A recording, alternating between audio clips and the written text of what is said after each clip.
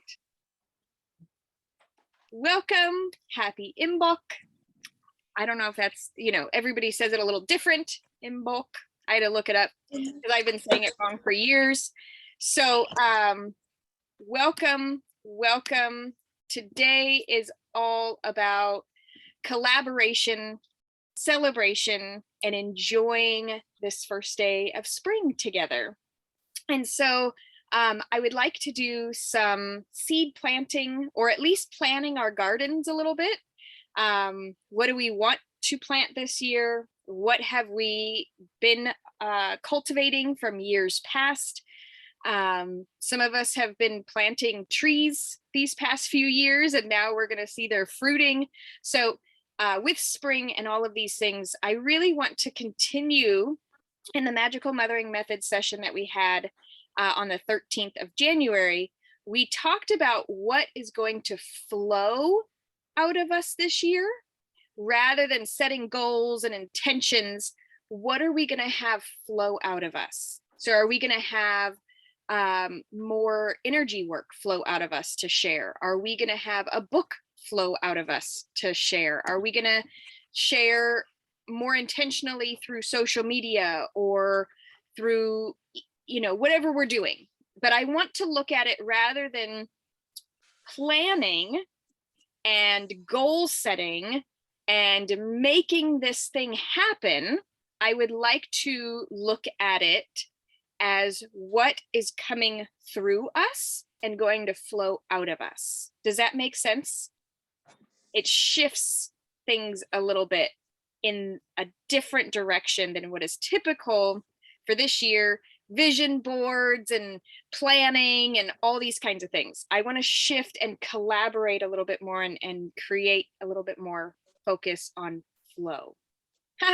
Focus on flow. That's such a masculine way of, I'm still so masculinized that I'm like, let's focus on flow. No, let's not focus on flow. Let's allow.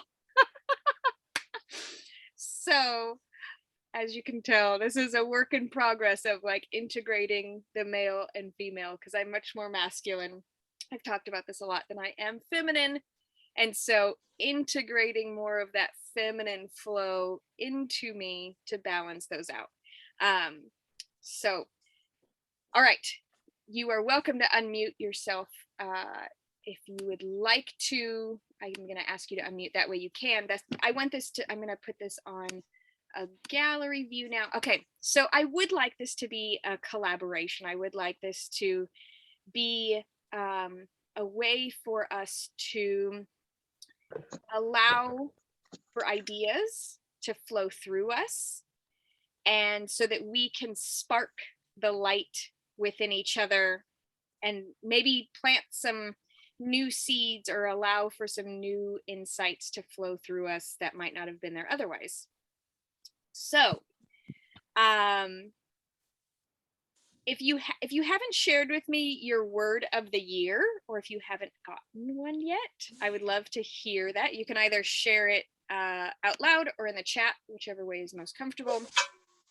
And then if whoever's watching the recording would like to go over to Mighty Networks and share their word of the year and any other things that they'd like to share, they can do that as well.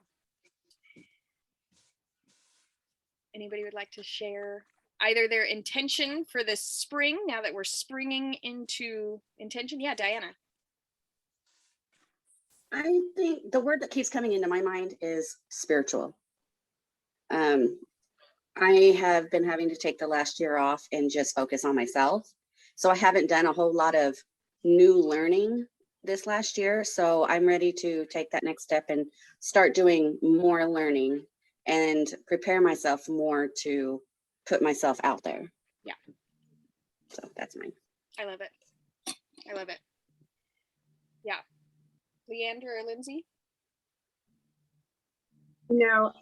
Earlier when we talked about the word of the year, I was feeling one thing, and the closer we've gotten to this, it's kind of changed a little bit. Yeah.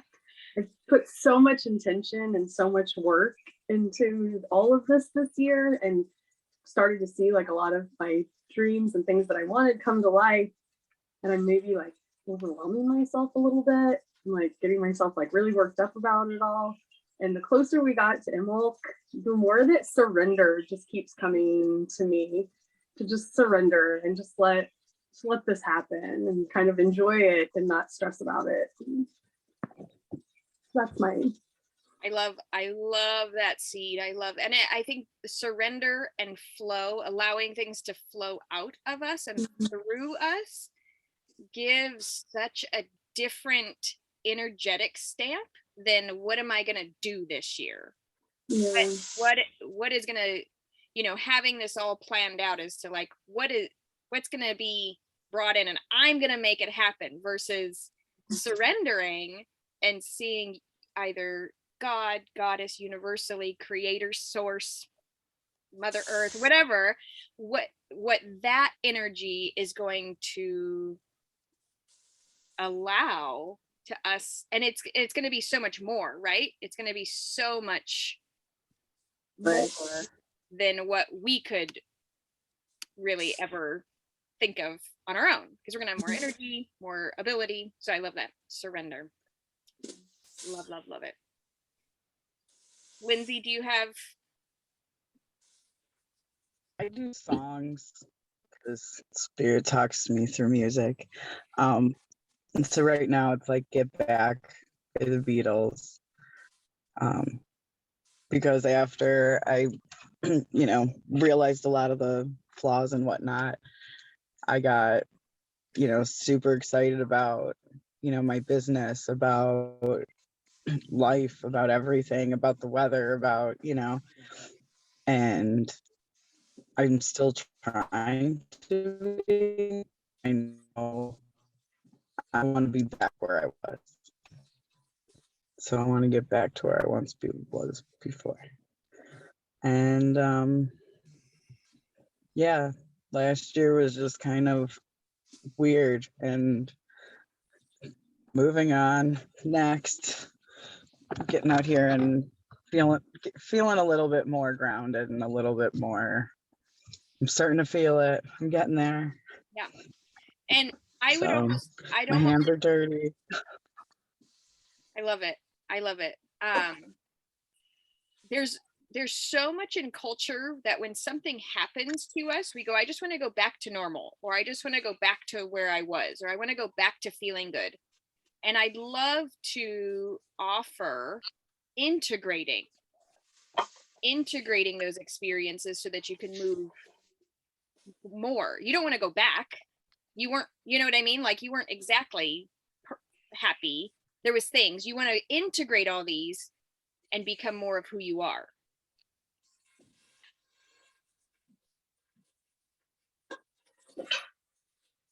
I'm trying not to move forward all bitter. And before, I had done a lot of forgiving and a lot of just moving on, and there was just a shift, and I don't care for it much.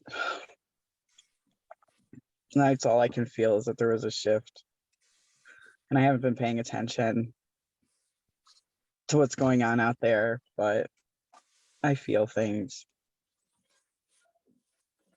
Yeah. So I was pretty okay with but yeah, the year brought up I took care of things different. Yeah. We'll see how it works out. I love it. And that's we're gonna have the same experiences until we do something different with them. So we're gonna keep having opportunities to forgive people until we stop allowing our boundaries to be broken, and we need to forgive them in the first place. So I sent an email and I wrote a blog this week, and there's a little book in there, and it's a children's book called The Little Soul and the Sun. It was in the email, and the little soul is talking to God about, where his light is. it's so funny. I just it started raining outside and I locked my tent and an animal just like ran into the zipper trying to get in because it started raining. Other way, pups, other way. But this little soul talks about how everything is the light. There is nothing besides the light. We're all the light. And he wants to experience his special light as forgiveness. And God's like, you know, there's no one to forgive. And he looks around and he's like, wow, we are all the light. There is no one to forgive. How am I going to learn how to be my special light of forgiveness? And God goes, well, somebody would have to volunteer to be something or someone who you would have to forgive. And another light steps up and goes, I will be that light for you. I will be the person that you have to forgive. And the little soul goes, why would you do that for me? Why would you lower your vibration so much so that I could learn what forgiveness feels like? And he goes, because I love you. And there's this story goes on to say that as we all came down here, we all had to lower our vibration so much to feel what being in total oneness and light and love doesn't feel like. The only way to experience what we're not is to be that other thing. The only way to get out of victim mode is to stop being a victim, right? And to change our story. The only way to experience forgiveness and the need to offer forgiveness is to be hurt so that you can learn forgiveness. The only way to offer humility is to be knocked down from being proud. You know, like there's the only way to experience being the hero or like the villain. You know what I mean? We can do this with all the archetypes. We can play with all of them. And so allowing for ourselves to say, what kind of special light did I come here to learn? Or what kind of special light do I just keep? Like, what is your theme? What is that special light? Did you come here to learn forgiveness, Lindsay? Is that your special light? Like, does life just constantly offer you experience after experience to forgive? Like, maybe that's what you came here to get profoundly, amazingly good at doing, but there was no other way for you to learn than those others coming down and showing you and giving you the opportunity to forgive them. That makes sense. And then reminding them, you know, you constantly forgiving actually brings them up into a higher light, because you only forgive for yourself, but energetically it lifts up that other person so that they can then shift. As you know, when you do the work, things and people around you start shifting, even if they're not doing the work.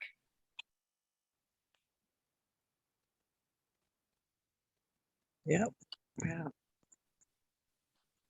So I'd love to take a moment, unless you've already thought of it, but what is one theme or special light in regards to that story might you be learning or experiencing in this lifetime?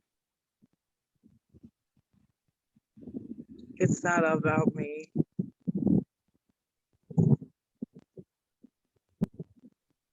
It's not always about me.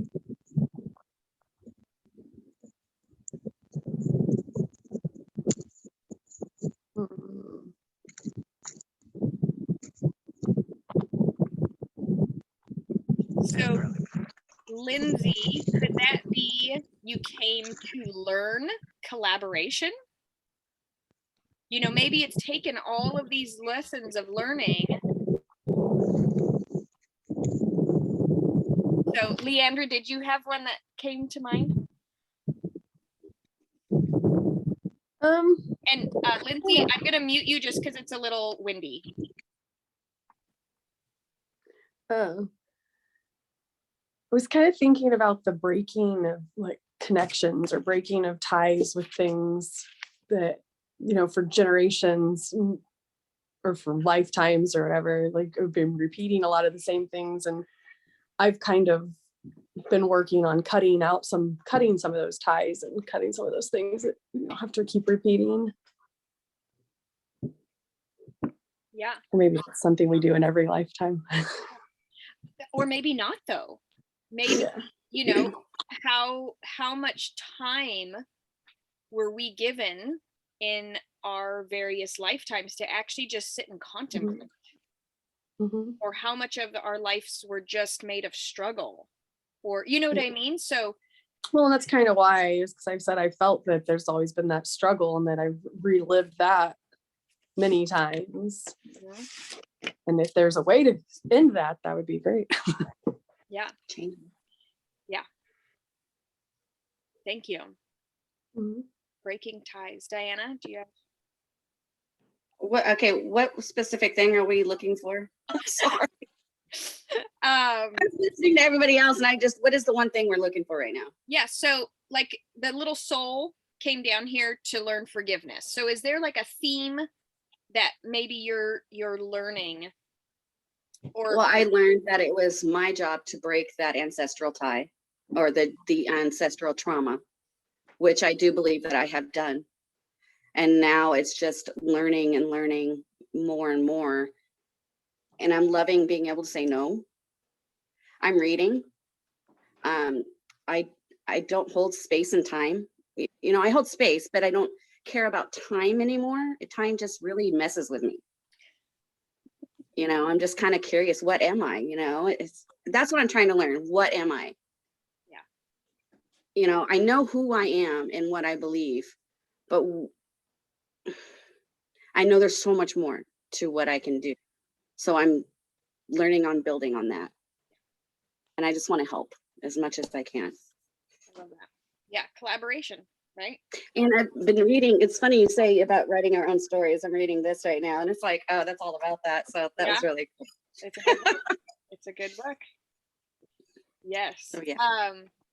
Yeah, I love that. I love that. I know that one theme that I've learned is how to be a victim and then how to not be a victim. That's a theme that I've learned. I've also learned how to be a people pleaser, and I am learning how to not be a people pleaser. So I know that you have similar ones of this too. I've learned how to feel completely worthless, and then I've learned how to feel worthy. So these are all things that we needed the experience to feel worthless. We could not have felt worthy, or we might have been able to feel worthy, but we wouldn't have known what the opposite of that is unless we actually experienced it. So a lot of us are here learning, and we went through this, the first part of our lifetime or lifetimes, or we're living them simultaneously. And there's a lot of in physics now, and quantum physics specifically, there is a lot coming out that in quantum physics, our multi-dimensional lifetimes that are happening at the same time, so that we're not living lifetimes like we had a lifetime back in the 1800s, but that lifetime is actually happening simultaneously alongside this one. So it's not like this linear line of 1800, you know, there was this time 24,000 years ago and it was 24,000 years ago. It's a multi-dimensional thing happening at the same time. So our soul can be in various stages, and quantum physics is actually proving this. And it's also proving that the work that we do and the awareness that we have in our soul in this lifetime affects those other lifetimes in the past. Yeah. And I'm like, whoa. So not only ancestrally, the energy of our timeline from the 4,000 people that had to have babies in order for us to be here over like 12 generations. Isn't that crazy? Like it takes an incredible amount of people to make us here now. So not only are we helping all of those people ancestrally, but also multidimensionally in our own lifetimes that are happening concurrently. I don't know. That's like Yeah. super exciting. There's so much to learn. It's crazy. Yeah, and it's almost like layers. It is like an onion. You peel back that first papery, layer of the onion, and you're like, oh, that was just the skin. Like now there's layers. Yeah, I'm at that standstill right now where I don't know which way to go because there's so much. I did the Reiki work, I did the chakra work, I did all that work with you, and now it's just, where do I go from here where I can start helping other people? And I know I did that in 2020, but now I'm trying to figure out I don't want to be in that social media world. I don't want that. Yeah. And so I'm trying to figure out how to find my place in the world without so much of that. Yeah. Yeah, definitely. Yeah. Did we lose them? I think so. That's okay. They'll jump back in. Hey. So yeah, I've had a lot of, and that goes, Diana, I think it segues perfectly into this aspect of the language and the words that we have. So people always ask me, well, what are you? I'm like, that's such an interesting question. Like, what am I spiritually? What am I as a being? Like, what, like, I'm sure, I have these conversations. People are like, what are you? And I'm like, I don't know. Like, I don't know what the word is. That's what I'm saying. I don't know what I am. I know who I am, but I don't know what I am. Yeah. And I think there's a lot of words out there, light workers and empaths and Pleiadians and Lumerians, and there's all these words from druids to pagan to witch, and those are fine. They're fine, but there's not language right now to correctly or in as much detail. It's not a one word. You know what I like? It's such, Yeah. And we're coming to that precipice, I think, right now where we don't need these like fliffy diffy words. We actually need words that actually have context and roots and something that has meaning. Yeah. Because a light worker, yes, of course, like, yeah, but I think we're Karen, who is not on the call today, but Karen brought up a really important piece of information. For those of us that are in the United States, we have very little cultural history. So a lot of us came from Celtic, English, Druid,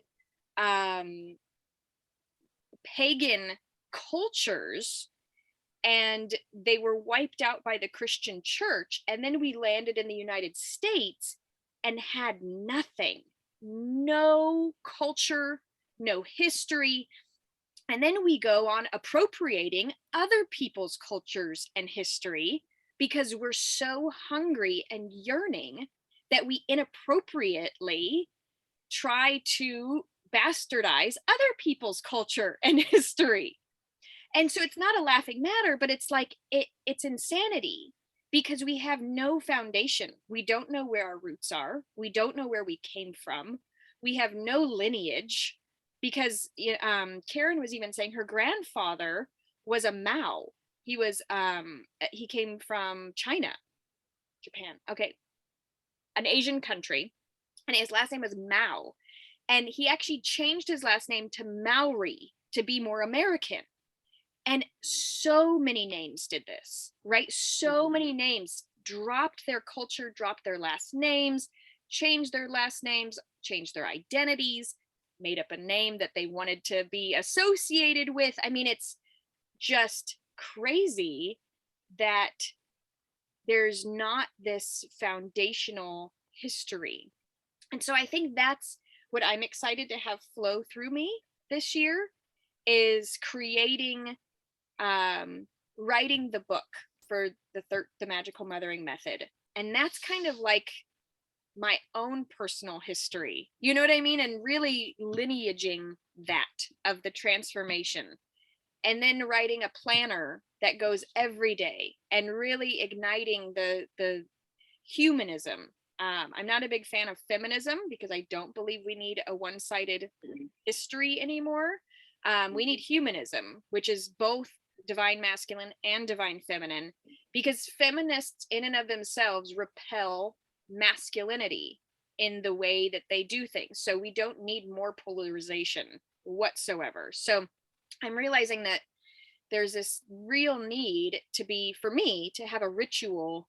And that for me is opening up like a daily kind of thing to get reminded of these insights that have come through me over the past 7 years, and to have them all in like what would typically be a grimoire or a pagan or Wiccan magic book, but it's like, that's not necessarily, that doesn't speak to me. You know what I mean? So I have to do it in a way that feels right. And so what is your personal grimoire? And it might be some of my methods included in that. You know what I mean? So it's an interesting aspect of, we need to start creating solid rhythms. The rhythm of the sunrise, the moon rises, the stars, the weeks, the seasonal festivals. Rhythm is how we find what we are. Yes. Oh my, you are speaking everything that I've been feeling right here. That's why I feel lost. Yes. Because I'm trying to get grounded in a place that is not grounded. Mm-hmm. And I've been having issues with, I don't want to say every man, but the men's way, the masculinity of all of it. And I'm really having that struggle. And I'm really realizing that I need to start doing rituals with the moon and really get myself, because I'm in menopause right now. I don't have a monthly thing anymore. So I'm feeling I need that monthly thing, not a period. I don't need that. I want to do rituals and the moon and get into something where I can come back grounded every month. Yes. And so everything you just said is exactly what I'm saying when I feel I need to find myself. Yeah. Or what I am is exactly that right there. Yeah. So thank you. Yes, you're welcome. Great. Yeah, and I've been excited because I know that there's something more. I love the magical mothering method. I love the foundational aspect of it. But I know that there's something more, and I almost feel like it's getting integrated into what I call the spiral of the year. The wheel of the year has been the pagan knowing of the seasonal festivals. For me, it's a spiral of the year, because every time I come back to Imbolc, or every time I come back to May Day, or every time I come back to Yule, the same energies are there, yet I'm totally different. I'm a little bit further in the onion. I'm a little bit more, I've gone, and then sometimes I'm like, wow, where'd the year go? What'd you do, Stephanie? What happened to that year? And I might only be like, this much away. And then other years, there's huge gaps where I'm like, wow, that's amazing. Look at how far we've come since just last year. So, it's amazing when we look at that aspect of it. So I feel that the spiral of the year is going to be something, and it's going to incorporate the herbal aspects, the wild foods, the wild plant gatherings, the herbal medicines, more so than magical mothering method did. So I'm excited to kind of move into more of that, because I think there is more that needs to be integrated, or gets to be integrated. There's more that is flowing. Yeah. There's more that's flowing. So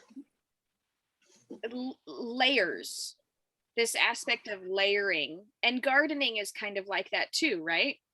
There's this whole aspect of planting seeds and then 3 weeks later planting the same seeds, and that way you have this layering effect, and things are continuously growing and harvesting, the whole season versus I'm going to plant my seeds in March and then, you know, whatever happens, happens.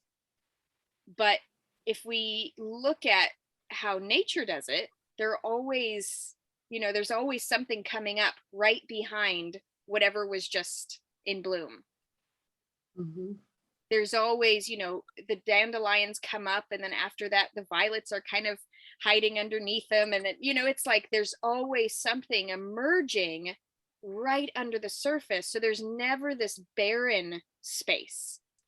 There's never just this space where it's just dirt, because even in the autumn the leaves are covering it up and it's cocooned and it's warm. So how can we create space for more of this consistent energetic growth for this year, so we don't get into those stuck places? So if you have any ideas. Yeah. Always. I'm in the process right now. It's a very slow process and I know it should go faster, but making myself do this, I don't want to do it. I just want to do it as it happens. I am creating a Zen room in my house right now. And I finally got my husband to move things around to where I can put my table in there. I cleaned off a shelf, you know, so my husband can put that in there and I can start displaying all my stuff.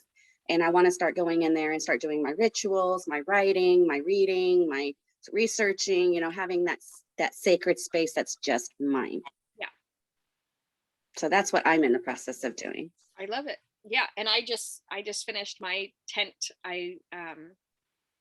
Yeah, so I'm right there. Sacred space. It is all mine. Because it feels different when you have it in a collaborative or shared space, because then you're cleaning up after people and it's not, you know, when you come into a space that you're the only one making messes, it makes a huge difference. Yes. Mhm. So I love that. Lindsay's out digging. I love it. She's out picking up rocks.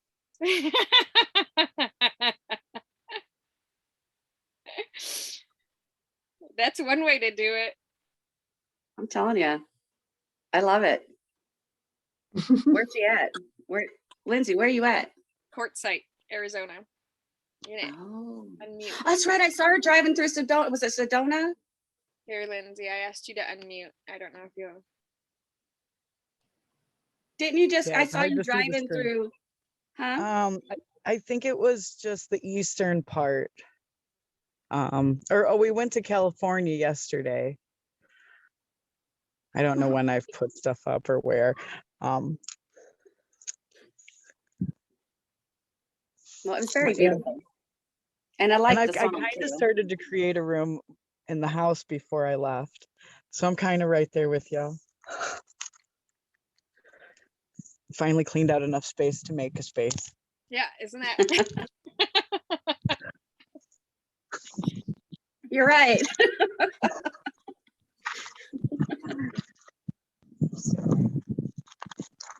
Leandra, do you have, or Lindsay, did you have anything else that you wanted to share? No, not right now. And I just stepped back into the wind. Okay. I think we've all been on a creating space kick because I've been purging lately. I've been getting rid of so much stuff out of the basement. I don't know if I'm downsizing or what's about to happen, but I've just been getting rid of everything. So Yeah. Decluttering your home, your life is decluttering your brain, right? mm-hmm. That's what that's how it was put to me anyway. And that's like, you know, congratulations. Yeah. Feels good to get it out of here too. Mhm.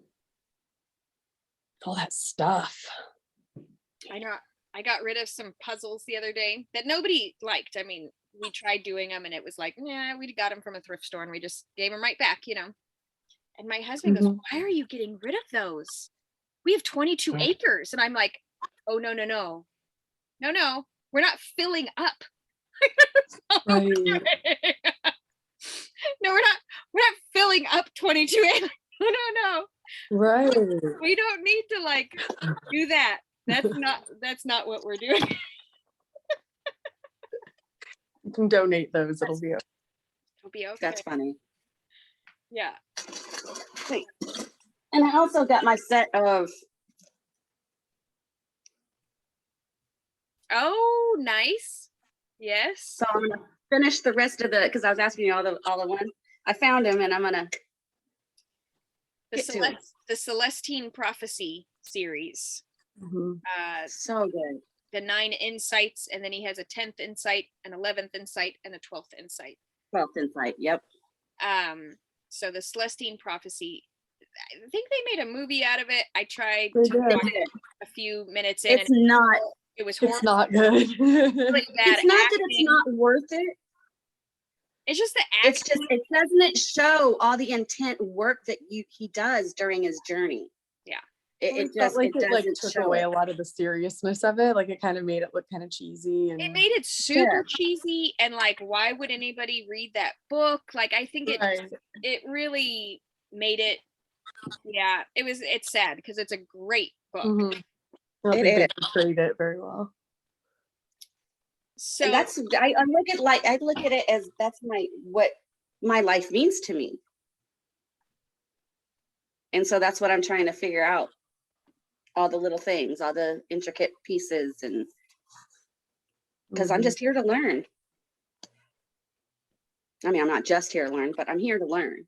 So Mhm. that's what I'm trying to do. Make space for all of it. Diana, do you know what your human design? I've sent you have that, right? Manifesting generator. Do you know what the numbers are? Like a 1, 3, 2, 6, I 5, think it's 4-6. 4, 6. Okay. And I have it, what it means. The 6 is interesting because the 6 is one of those things that consciously you don't actually know what you're doing until about the age of 50. So that's crazy because I'm wondering why so late in my life.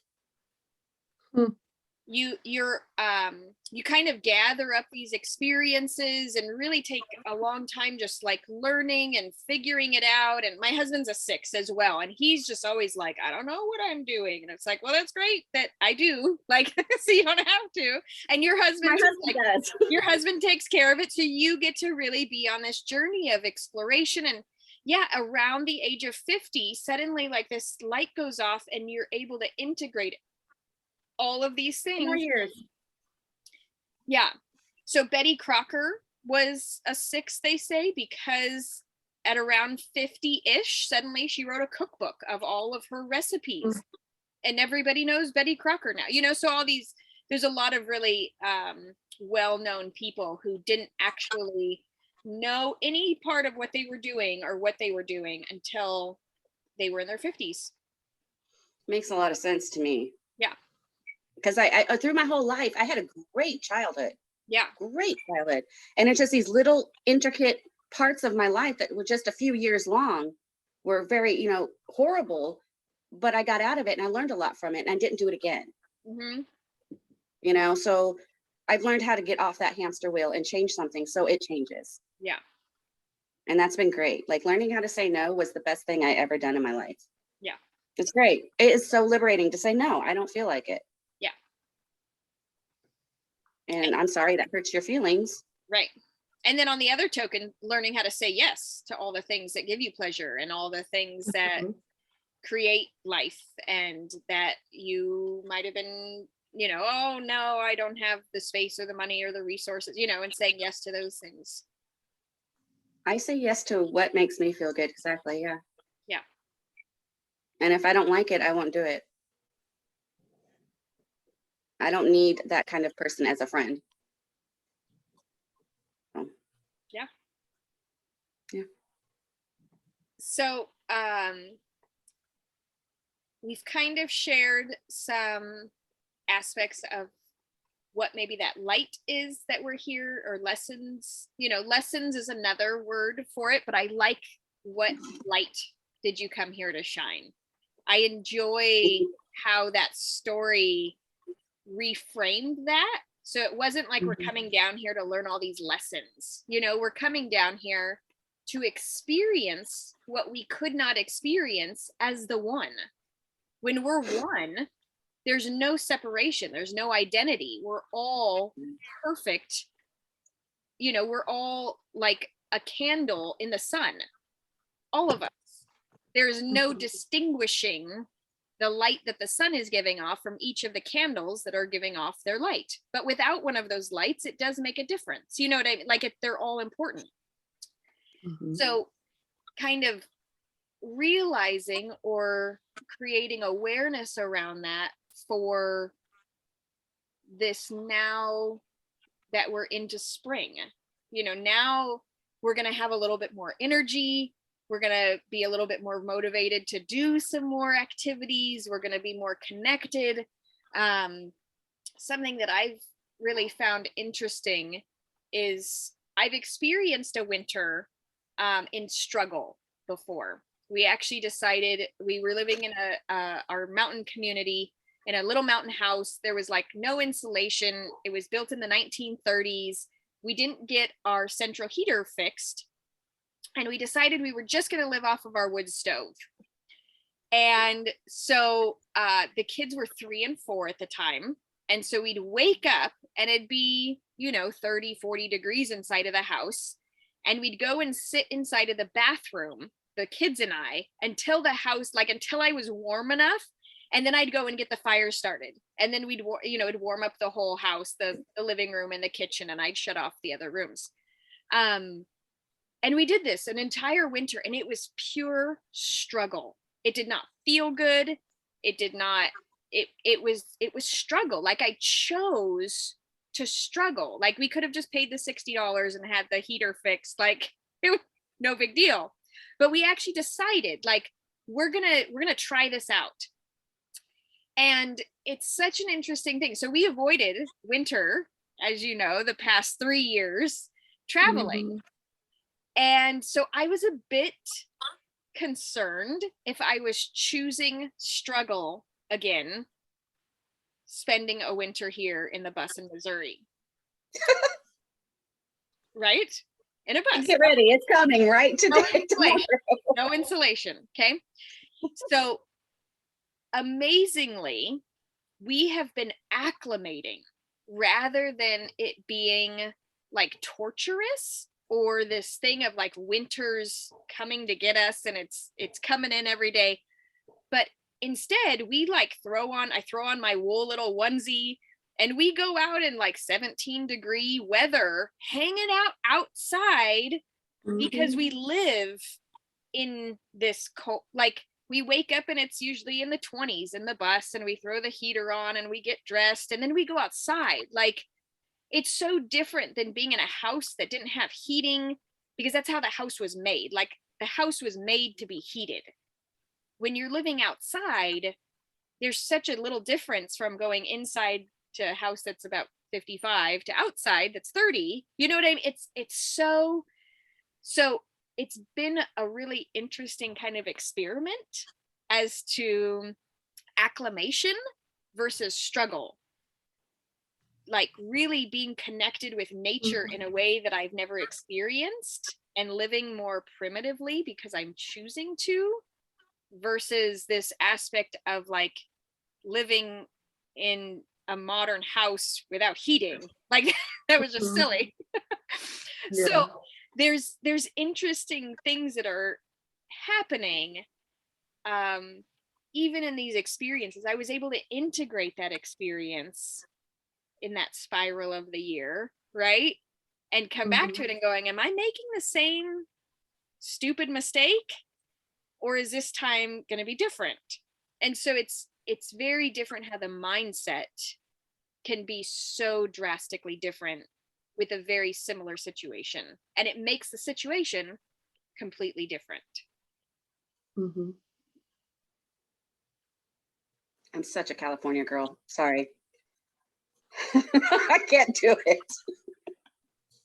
I love you, and I love that you could do it. I could not be in the cold like that. I grew up in California. But were you up north where it did get cold? No, Southern California. I moved to a mountain community that had 4 seasons, but that was not until my like mid-20s. So I grew up in Southern California, like, but I started snowboarding, and so I loved like snow season to snowboard. But you know, but you go inside the lodge and have hot cocoa every 45 minutes. It's not like you're like living out in the cold. Nope. I am a lake girl. I like to be in the warm. I like to be on the beach. Yeah. So surprisingly, we can say that winter has been our favorite season so far that we've experienced here in Missouri. Well, I'm happy for you, and I you're going to love get it winter in tomorrow. the Midwest. Yeah, we're supposed to get some snow in, and it's just, again, 10 inches maybe.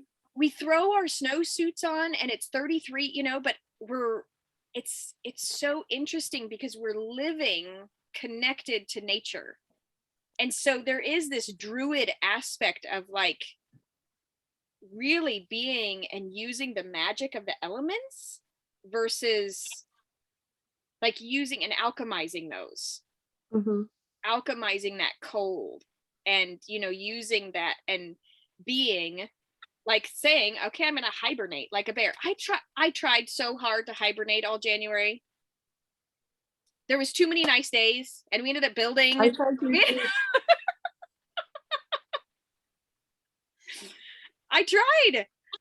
I think I went hiking more in January than I did in like October. Yeah. Which it was just nice. Yeah, it's been so pleasant and pleasurable. So it's like, well, maybe February, you know, might bring it, but it's an interesting aspect. Again, mindset, right? Mindset changes all circumstances. I'm the bear. Yeah. I'll be the bear. Yeah. And that's a connecting too, you know, like really connecting to that aspect of, I'm going to honor, like I've been purposely sleeping in until 9 o'clock, 9:30. I don't even wait. Like, just, is it light out? All right. It's cozy. You know what I mean? And I'm okay with that.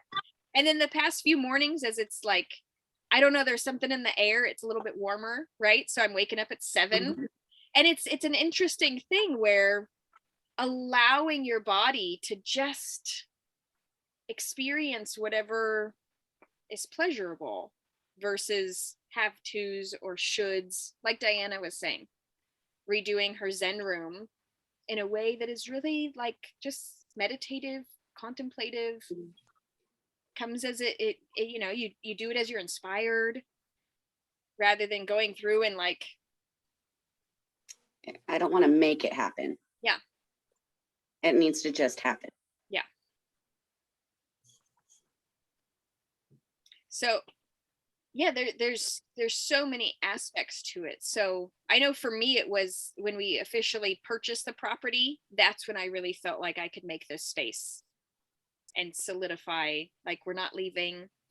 It's not going up for auction. This is our home now. We can really like settle in.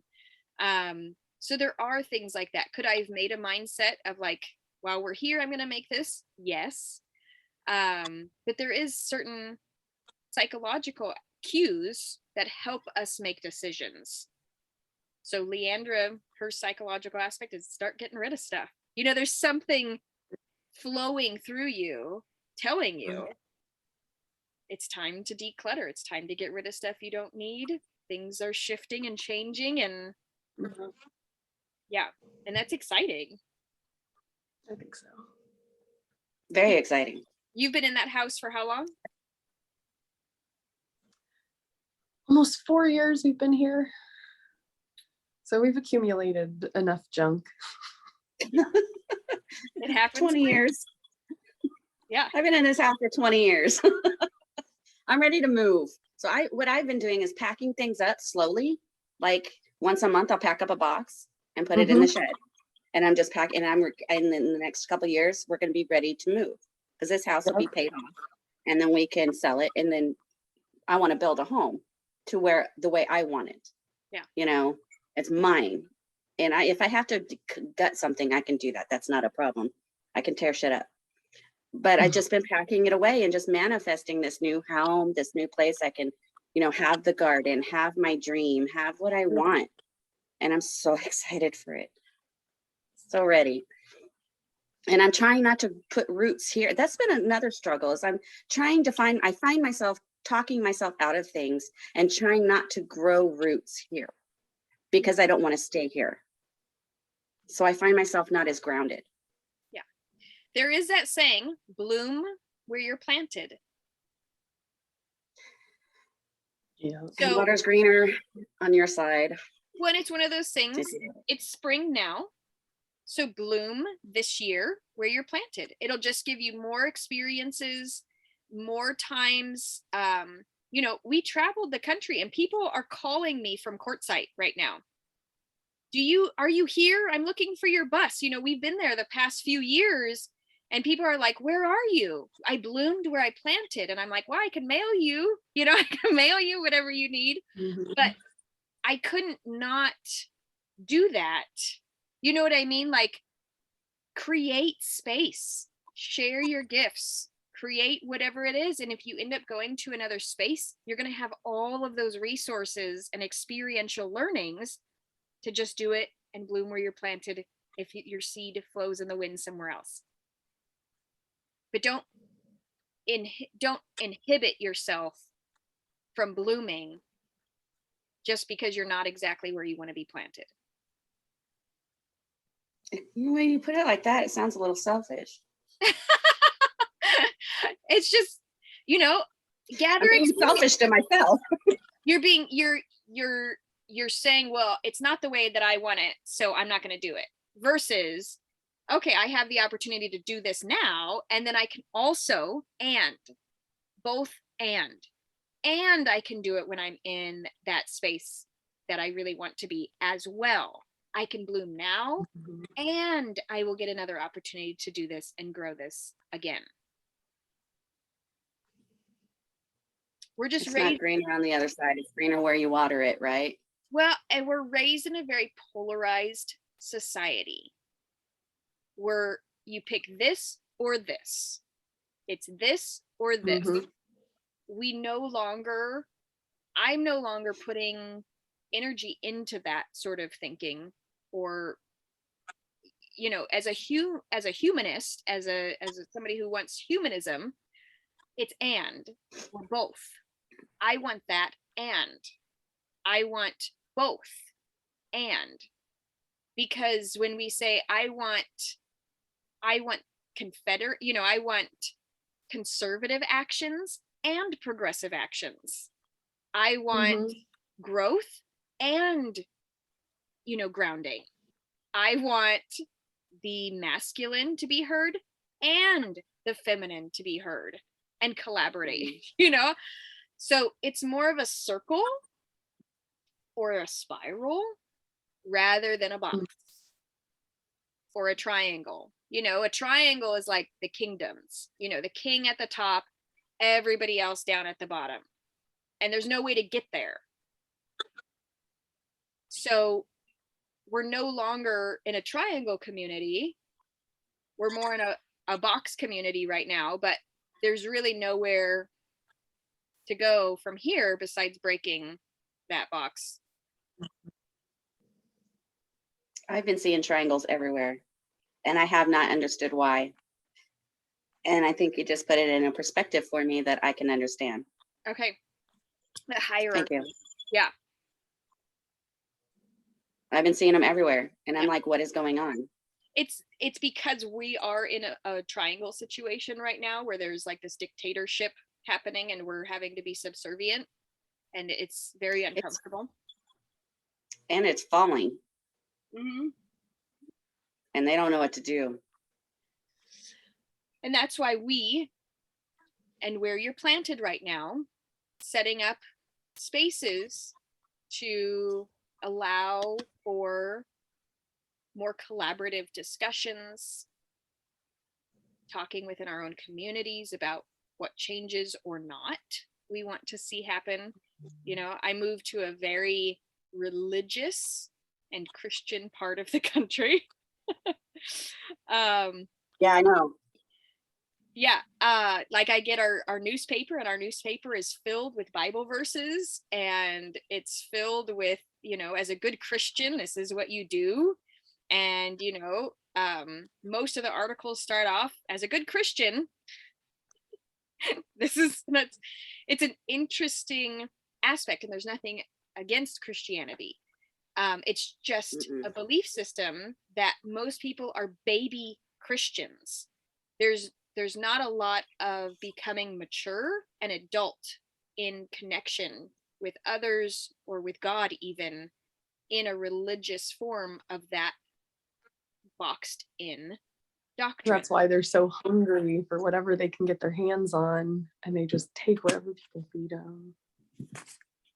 So I kind of like it here. When you talk to people, they're not completely blocked off to the possibility of a spiritual realm or to God, or because they've already been hearing about it their whole lives. They're just looking for something that makes sense to them. Right.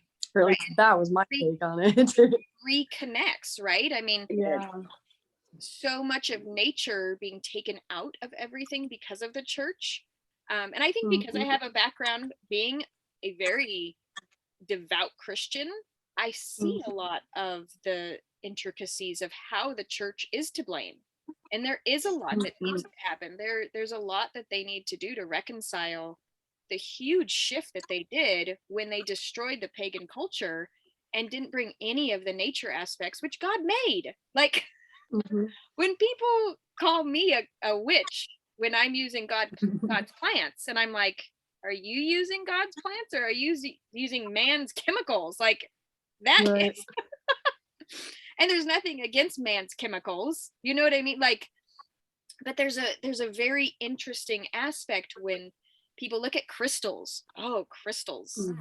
That's from whatever. It's like, who made the crystals? The creator. Whoever you think of as the creator made the crystals, made the earth, made the plants. Why are you not using them as somebody who follows the creator?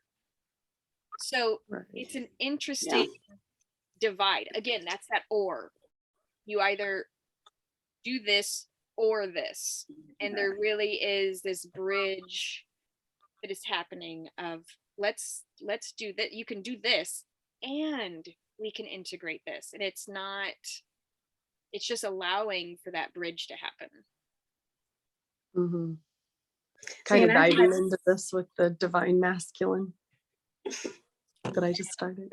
Yes, the divine masculine is that was such a fun, both the divine masculine and the divine feminine. I was like, oh my gosh, I don't know what I'm gonna be doing. Like they came through me, and so it was really fun to like learn doing those 4 weeks of the program. I'm excited and anxious. Like, I'm kind of sad that it's almost over. I can't believe it. Wow. Well, you're glowing. Well, thanks. You're welcome. You look very glowing, and your smile, it's very genuine. Oh, thank you. You're welcome. Diana, you were going to say something. Oh, after that, I was going to say, one of the issues, my friend pointed out that I have an issue with God. And I was raised Jehovah's Witness, and I find that to be a cult, personally. But I found out, doing some research and inner work with myself, it's not God I have an issue with. It's the hypocrisy that man puts on it. And so, yeah, I believe there's a God out there. I believe there's a lot of things out there, not just him. Yeah. And it's, why do I want to be a part of something that says you can be a good Christian, but here's the conditions you have to live by. But love unconditionally. No, I'm going to love unconditionally and not have to live by your rules, because they're man's rules, not God's. Right. God doesn't hate, he doesn't tell you you can't do something because of this or this or this. Go do it. And if you fail, you learn how not to do something. That's just the whole hypocrisy of it all just boggles me. And so that's another thing I'm working through is, do I want to start working with goddesses and deities, or, it's just so much. I'm on a standstill. Yeah. This picture behind me, let's see. I bought it a few years ago at the Sunstar Festival. And I've had it here, and I didn't quite, but I started doing some more work with the goddess Anana. She is one of the first known goddesses that they've found. She's written history is 7,000 years old, and so there was oral history for thousands of years prior to that.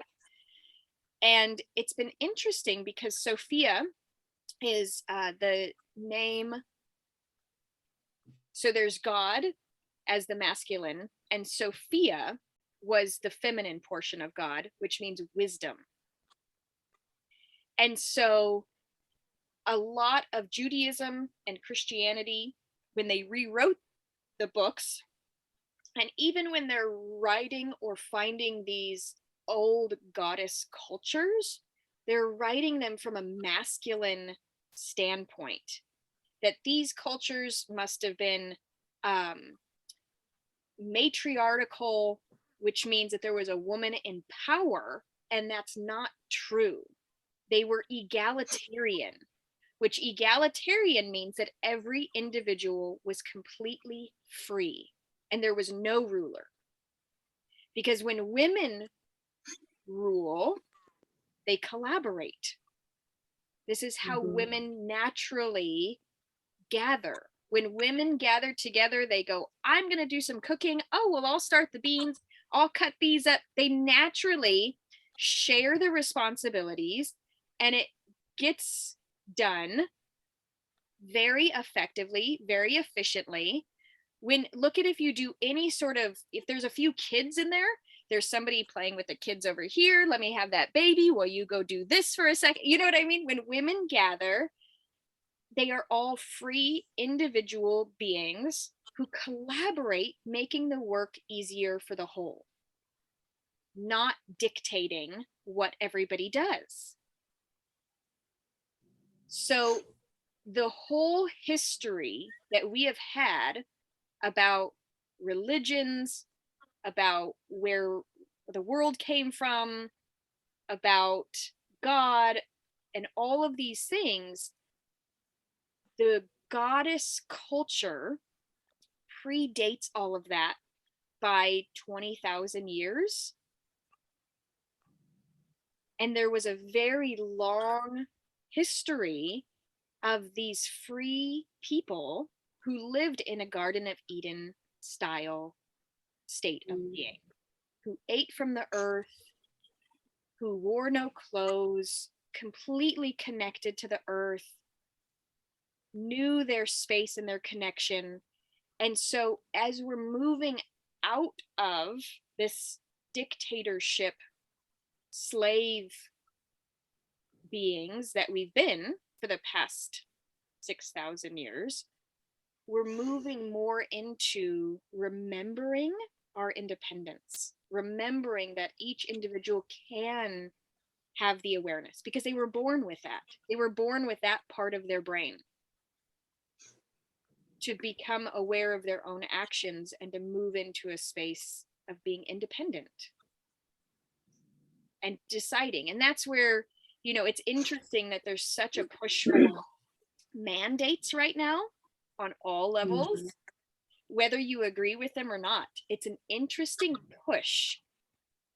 It's kind of a last resort to control what people are realizing, that they're awakening to their own inner desires of knowing what is right and wrong for them. I think it backfired on them. All this divide and conquering they're trying to do has made people, on lockdown, sit with themselves and find out who they are, who their partner is, who their kids are, who they are in their own life. And they're really contemplating it. And so I think that actually the lockdown did people a favor of trying to figure all that out, of who, they're waking up to, I control my own life. And it's great. Yeah. It sucks how this is being done, but it's waking a lot of people up. I agree. Yeah, and there's a flow that's happening where there were so many individuals who during the lockdown were getting unemployment and were able to really find what lit them up. They didn't have to go clock in, they didn't have to work, and they were just able to play and create or craft. And they actually made businesses. Some of them made businesses that made more money than when they were working their regular jobs. And Yes. so that backfired as well. People thought that the government thought they would become dependent on the government money. And in reality, people got inspired, and a lot of people just didn't go back to work. And people are like, we need workers. People are like, I don't want to work. I want to do what I'm passionate about. I found what I'm passionate. That's what I'm going to be doing. That's what I'm going to be working at. And so it's an interesting shift that happened. And there's lots of people that are like, well, there's tons of jobs, but I'm not going to work at, McDonald's because I'm not interested in working for money. They're being very picky. The employers are not pulling the strings anymore. Right. The employee is taking a choice of what they want to do and who they want to do it for. And you better give me what I'm worth. Because a lot of people found their worth. Right. And that's hallelujah to it. It's coming out of that masculine and going into that feminine. That triangle. And I love it. That triangle of, it was top down, telling the masses what to do. And the masses are saying, but we don't want to do that anymore. That doesn't feel good anymore. And for so long, we were treated as children. You'll do as you're told, not as I do. You know what I mean? The government was doing all of these things, and we were like, you're doing all of these things. Nope. Do as I say, not as I do. And all these things, and we're now, it's starting to come out that we're not interested in being controlled, being a part of that anymore. We don't want to fund those things anymore.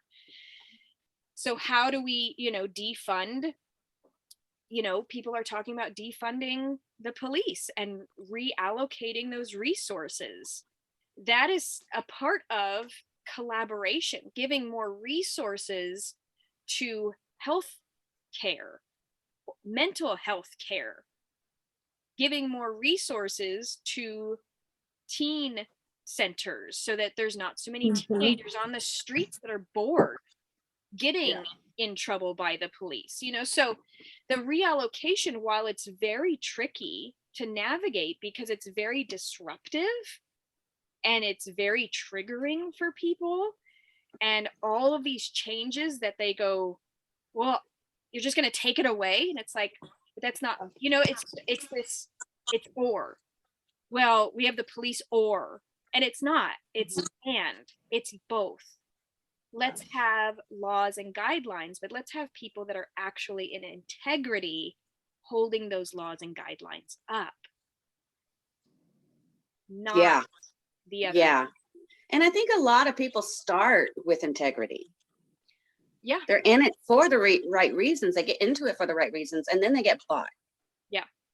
And then they no longer have that integrity. My cousin just went into sheriff's training in Arizona. He made it in a few months, but he went in really saying, I'm here to make huge changes within this department. And he just kept telling them all the ways that they were not in integrity and that they were not doing things well. He's a black belt in jiu-jitsu, and the police the other officers kept trying to take him down, and he would do jiu-jitsu moves on them and break out of these poses. And he's like, I keep telling you guys, I know how to do this more effectively. You don't need tasers. You don't need guns. I can get out of every hold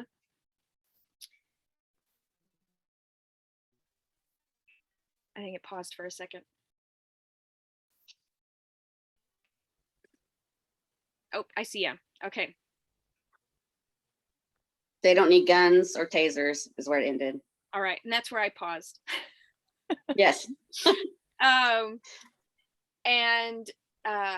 they did not like it. So he was fired within a few weeks and didn't even get through training. So wow. I'm so sorry. No, Actually, I'm actually really grateful. I'm like, oh, thank you. You're not a sheriff, but it's an interesting aspect that when people go in to help change from the inside out, they get a lot of resistance. People don't So like change. how is it that we, as a light in our own communities, can start sparking some of these things, showing up at your farmer's market and being a smile, being a light, going to where the people are and simply sharing. Diana, we've had many talks about going to the farmer's market and just sharing who and what you are and being a Oh, I light. share myself. Sorry. So there's lots of ways to do this. So I'd like to continue the conversation throughout this month, continue the conversation throughout the year, but realizing that things are really shifting in a way that a lot of people are very uncomfortable with. So shining our special light is needed. More so than ever, I think. This year is going to be really hard for people. Worse than 2020? Well, yeah, because it's the aftermath of the shock. Well, and more people have started off the month with COVID, with a death of COVID, or with a loss of some sort than probably any year ever before. So people have started their Januaries at this, like, this is real. This isn't going anywhere. What are we going to do? Now I'm stuck in, so there's a lot of this kind of stuff happening. And already people are like, if this is the beginning of the year, what does the rest of the year bring? Right? Mm-hmm. So being a light, showing up.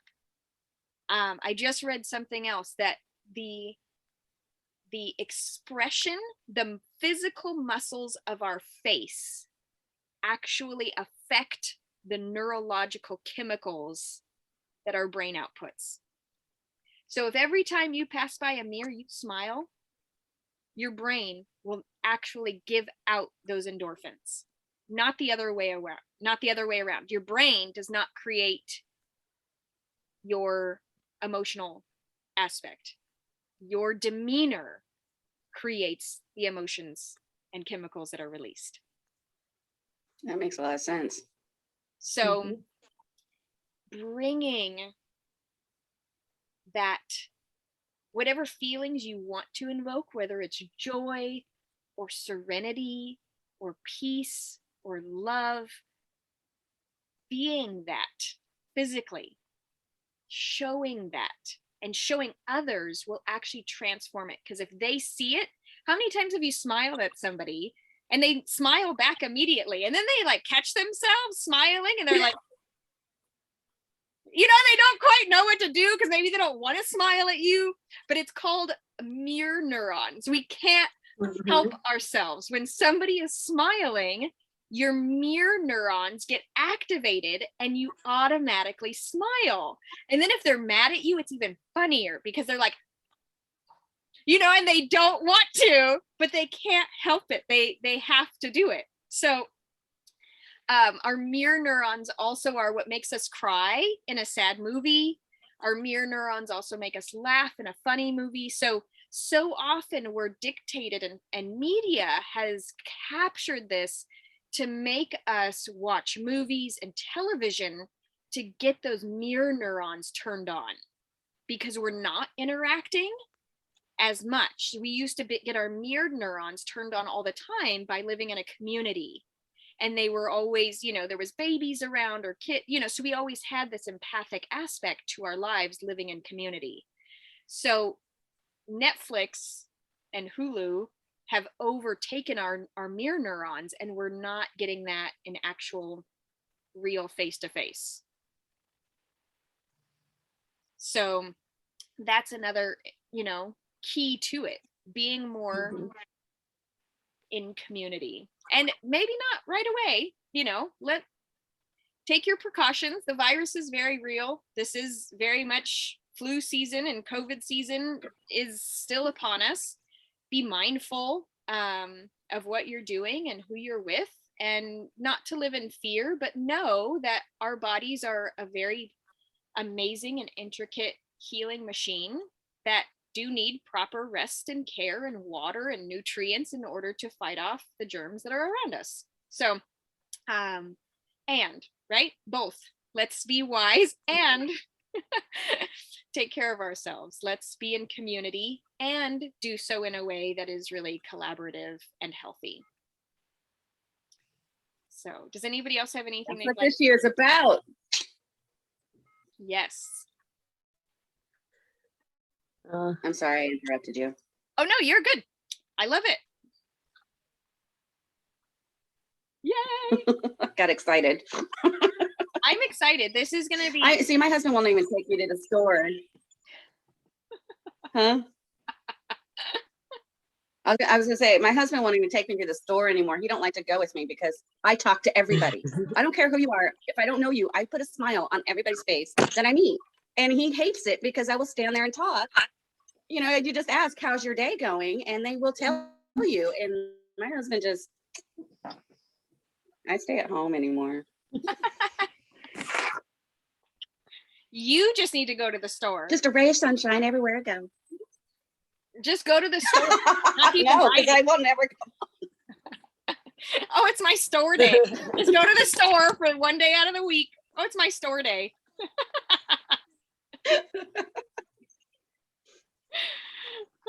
He doesn't like to take me anywhere. I mean, he loves to be with me, but he just, okay, we're in and we're out. Or, you know, let's just not stay long. And I have a good time no matter what I'm doing. So.